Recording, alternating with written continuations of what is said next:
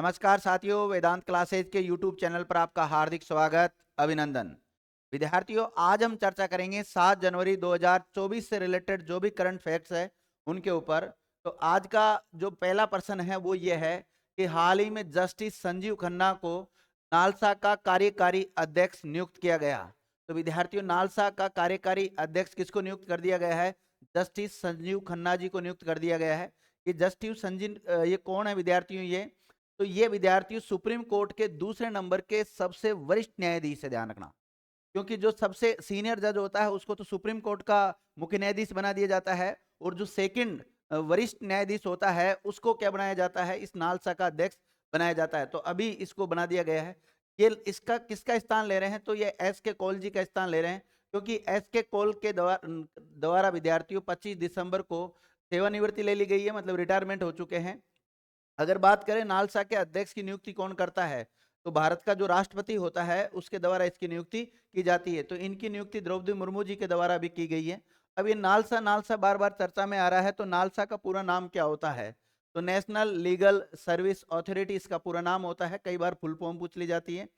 NALSA के कार्यकारी अध्यक्ष के महत्वपूर्ण पद पर सर्वोच्च न्यायालय के दूसरे वरिष्ठ न्यायाधीश को नियुक्त करने की परंपरा का पालन किया जाता है। विद्यार्थियों, ऐसा नहीं है कि भाई ऐसा कोई कॉन्स्टिट्यूशन में लिखा हुआ है कि दूसरे नंबर का जो वरिष्ठ न्यायाधीश होगा उसी को नियुक्त किया जाएगा, लेकिन ऐसी परंपरा चली आ रही है, कभी इस परंपरा का उल्लंघन भी हो सकता है, ध्यान रखना।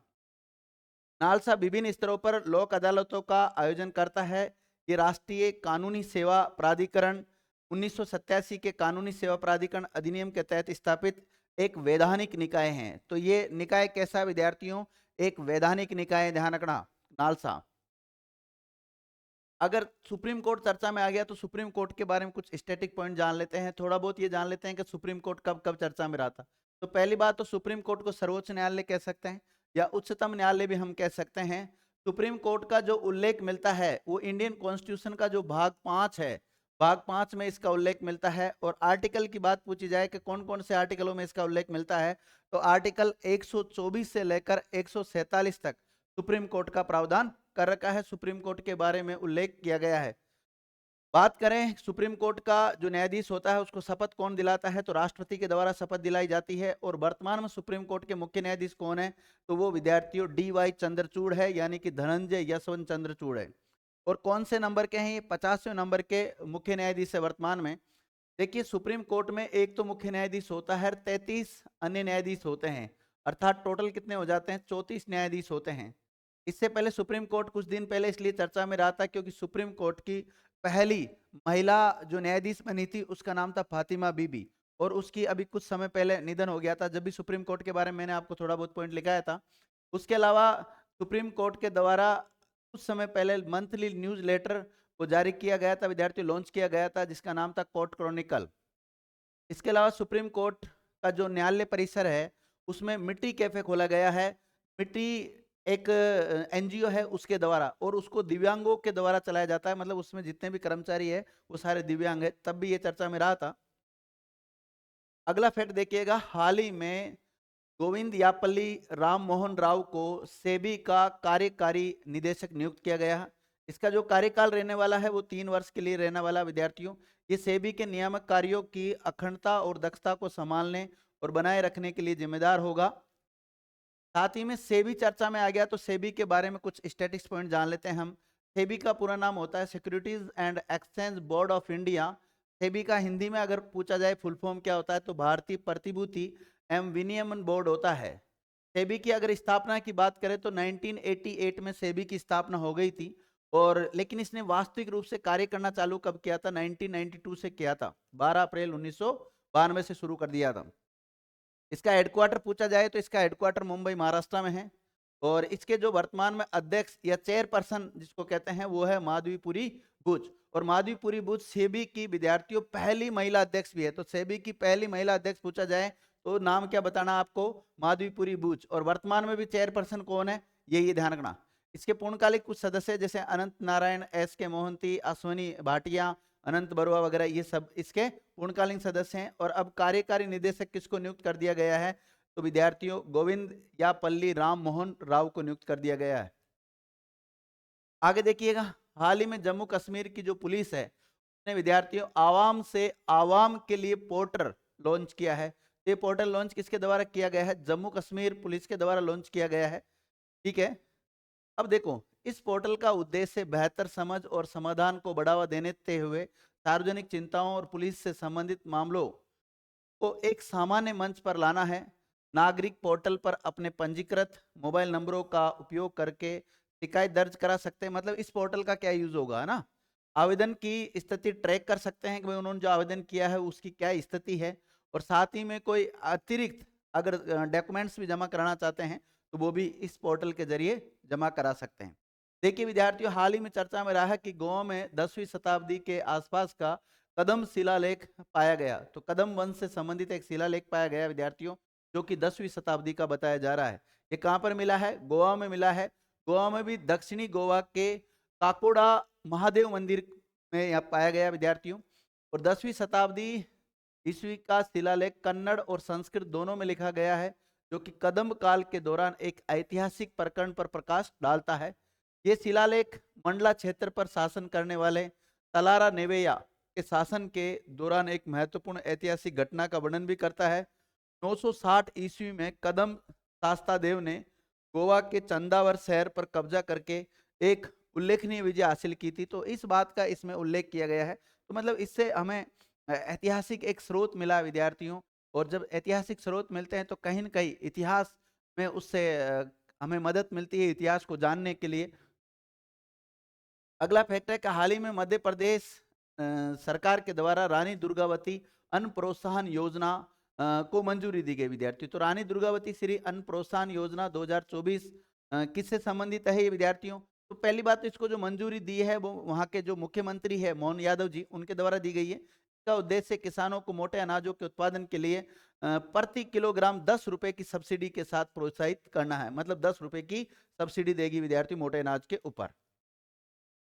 अगला फैक्ट है कि हाल ही में वेस्ट बंगाल के सुंदरबन शहद और जलपाईगुड़ी जिले से काला नूनिया चावल और तंगेल गोरोड को और कादियाल साड़ियों के लिए जीआई टैग मिला विद्यार्थियों। तो जीआई टैग किस किस को दिया गया है? तो ये थोड़ा चर्चा में रहता है, इसलिए याद रखना। जीआई टैग से संबंधित विद्यार्थी कुछ इंपोर्टेंट फैक्ट और जान लेते हैं कि जीआई बिल कब लेके आए थे, जीआई विधेयक कब लेके आए थे? 99 में। लेकिन इससे संबंधित अधिनियम कब बना था? 2009 में। और पहली बार जो जीआई टैग दिया गया वो किसको दिया गया? दार्जिलिंग की चाय को दिया गया। देखिए पश्चिम बंगाल वन विकास निगम लिमिटेड यानी कि WBFDCL ने मोली समुदाय के द्वारा एकत्रित किए गए सुंदरबन शहद, जिसे मोबन कहते हैं, क्या कहते हैं? मोबन के नाम से जाना जाता है, के लिए सफलतापूर्वक जीआई टैग प्राप्त कर लिया है विद्यार्थी। इस पॉइंट को भी आप याद रखना। अगला फैक्टर है कि हाल ही में फ्रांस डिजिट सेगन वीजा जारी करने वाला यूरोपियन संघ का पहला देश बना। तो ऐसा वीजा जारी करने वाला यूरोपियन संघ का पहला देश कौन सा बन गया विद्यार्थियों? फ्रांस बन गया, क्योंकि फ्रांस विद्यार्थियों यूरोपियन यूनियन का सदस्य है। किसका? यूरोपियन यूनियन का सदस्य है। आपसे मेरा एक प्रश्न है, यूरोपियन यूनियन में वर्तमान में कुल सदस्य देश कितने हैं? आप कमेंट करके जरूर बताना विद्यार्थियों। देखिए आप ये तो जानते हो ना वीजा क्या होता है। जैसे माना कि कोई नागरिक विद्यार्थी भारत का है, कहाँ का है? भारत का। ये भारत में रहता है वो, तो भारत से संबंधित उसकी जो एक कार्ड बनाया जाता है उसको तो हम बोलते हैं पासपोर्ट। क्या बोलते हैं? पासपोर्ट बोलते हैं।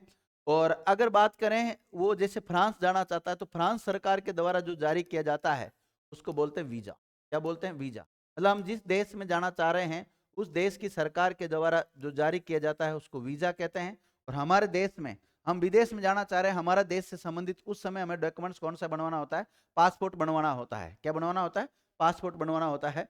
अब देखिए फ्रांस ने 2024 ओलंपिक और पैरालंपिक खेलों के लिए डिजिटल शेंगेन वीजा जारी किया है। फ्रांस वीजा प्लेटफॉर्म के माध्यम से लगभग 70,000 वीजा पूरी तरह से ऑनलाइन जारी किया जाएगा। वीजा आमतौर पर उस देश के दूतावास या वाणिज्यिक दूतावास के द्वारा जारी किया जाता है जहां यात्री जा रहा है। अगर कोई फ्रांस जाना चाह रहा है तो फ्रांस के द्वारा ये वीजा जारी किया जाएगा। लेकिन जहाँ शेंगेन वीजा की बात आती है तो ये नियमों से बंधा हुआ होता है। दरअसल शेंगेन वीजा धारक को केवल 90 दिनों से कम या अधिक समय के लिए जर्मनी या अन्य शेंगेन देशों की यात्रा करने का अधिकार देता है। अगला फैक्ट है विद्यार्थियों का, हाल ही में एडिडास जो कि एक कंपनी है विद्यार्थियों, आपने देखा होगा चीन के बाहर तमिलनाडु में अपना एशिया में पहला वैश्विक क्षमता केंद्र स्थापित कर रहा है। अगर हम चाइना को छोड़ दें तो चाइना के बाद में ये कहां पर अपना ये स्थापित कर रहा है विद्यार्थियों वैश्विक क्षमता केंद्र, तो भारत में। और भारत में भी कौन सी जगह पर कर रहा है, तो चेन्नई में। कहां कर रहा है, चेन्नई में कर रहा है, तमिलनाडु के चेन्नई में कर रहा है। आगे देखते हैं, चेन्नई तमिलनाडु में से किया जा रहा है। प्रसिद्ध एथलेटिक्स फुटवियर और परिधान दिग्गज एडिडास चीन के बाहर एशिया में अपना पहला एकमात्र वैश्विक क्षमता केंद्र ग्लोबल कॉम्पिटिटिव सेंटर खोल रहा है विद्यार्थियों। वैश्विक परिचालन को बढ़ावा देने के लिए रणनीतिक कदम उठा रहा है ये। अब एडिडास चर्चा में आया है तो एडिडास को हम देख लेते हैं कुछ स्टैटिक पॉइंट। एडिडास कंपनी की स्थापना हुई थी 1924 में और वर्तमान में इसके जो अध्यक्ष है वो थॉमस रॉबे है। इसका हेडक्वार्टर देखो, हर्जो जेनोराच और बवेरिया और जर्मनी, यहाँ पर इसका वो है विद्यार्थियों। आगे देखिए, अगला फैक्ट है कि हाल ही में हिमाचल प्रदेश के हट्टी समुदाय को एसटी का दर्जा देने की घोषणा की गई। तो हिमाचल प्रदेश का एक समुदाय है हट्टी समुदाय, वो काफी समय से मांग कर रहा था कि उनको अनुसूचित जनजाति में शामिल किया जाए, तो उनको शामिल करने की घोषणा भी हिमाचल सरकार के द्वारा कर दी गई है। तो हिमाचल प्रदेश सरकार ने सिरमौर जिले के हट्टी समुदाय को अनुसूचित जनजाति यानी कि एसटी, क्या एसटी, विद्यार्थियों आपने ये नाम सुने होंगे या ऐसी कैटेगरी का नाम सुना होगा। एक तो एसटी होता है, एक एससी होता है, एक तो एसटी होता है, एक एससी होता है, एक ओबीसी होता है और एक ईडब्ल्यूएस होता है। इन सबका आप इंग्लिश में फुल फॉर्म बताइए विद्यार्थियों, कमेंट करके बताना। ठीक है, संविधान अनुसूचित जनजाति आदेश दूसरा संशोधन बिल 2023 के राष्ट्रपति के द्वारा 4 अगस्त 2023 को अधिसूचित किया गया था। हट्टी 145 पंचायत क्षेत्रों में रहते हुए 2011 की जनगणना के समुदाय के सदस्यों की संख्या 2.5 लाख थी। वर्तमान में जनसंख्या बढ़कर कितनी हो गई है, 3 लाख हो गई है। अब देखिए हिमाचल प्रदेश कब कब चर्चा में रहा, तो ये कुछ पॉइंट है, इनको भी जान लेते हैं। हट्टू समुदाय ये तो अभी तो रहा ही है चर्चा में। इसके अलावा राजीव गांधी स्वरोजगार स्टार्टअप योजना शुरू करने वाला जो राज्य बना था वो कौन सा बना, हिमाचल प्रदेश। हिमाचल प्रदेश के द्वारा ही अभी सपनों का संचय ऋण योजना का शुभारंभ किया गया। इसके अलावा हस्तशिल्प एवं हथकरघा निगम का नाम बदलकर हिमक्राफ्ट निगम किया गया, उस समय भी चर्चा में रहा था। सशक्त महिला ऋण योजना इसके द्वारा शुरू की गई है। ग्रीन हाइड्रोजन पॉलिसी की घोषणा भी हिमाचल प्रदेश के द्वारा की गई है। स्पीति घाटी की महिलाओं के लिए 1500 रुपए मासिक प्रोत्साहन राशि को मंजूरी देने वाला राज्य भी हिमाचल प्रदेश ही बना था। आगे देखो विद्यार्थियों, हमारा जो इसरो है स्पेस एजेंसी, उसने एक और कारनामा करके बता दिया कि हाल ही में इसरो ने हाइड्रोजन और ऑक्सीजन गैसों का उपयोग करके अंतरिक्ष में बिजली पैदा कर दी। विद्या क्या कर दी, बिजली पैदा कर दी। देखिए 1 जनवरी को इसरो ने PSLV C58 85 नहीं विद्यार्थियों, क्या है 58 मिशन लॉन्च किया था।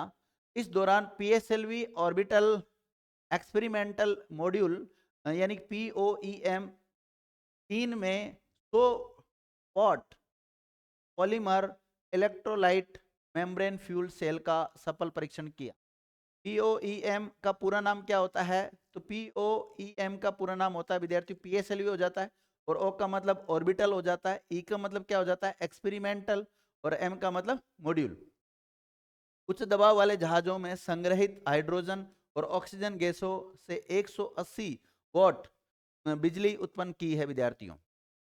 आगे देखिए इसरो कब कब चर्चा में रहा था, तो एक्सपो सेट लॉन्च किया था इसरो के द्वारा कुछ समय पहले, जब भी चर्चा में रहा था 1 जनवरी को किया, इस साल की शुरुआत में कर दिया था। इसके अलावा FIES सॉफ्टवेयर को लेके आया था इसरो, जब भी चर्चा में रहा।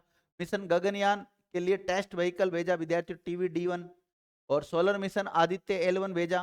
मिशन चंद्रयान 3 जब लॉन्च किया, जब चर्चा में रहा। नासा के साथ निसार नामक उपग्रह भेजा। तो इसलिए इसरो कई बार चर्चा में रहता है और इसके ऊपर हम चर्चा भी करते हैं विद्यार्थियों। और आज का जो मोटिवेशनल कोड है वो ये है, कामयाब होने के लिए अपनी मेहनत पर विश्वास करना होगा, किस्मत तो जुए में आजमाई जाती है विद्यार्थियों। तो आप भी मेहनत करते रहिए, एक दिन आपकी नौकरी पक्की लग जाएगी।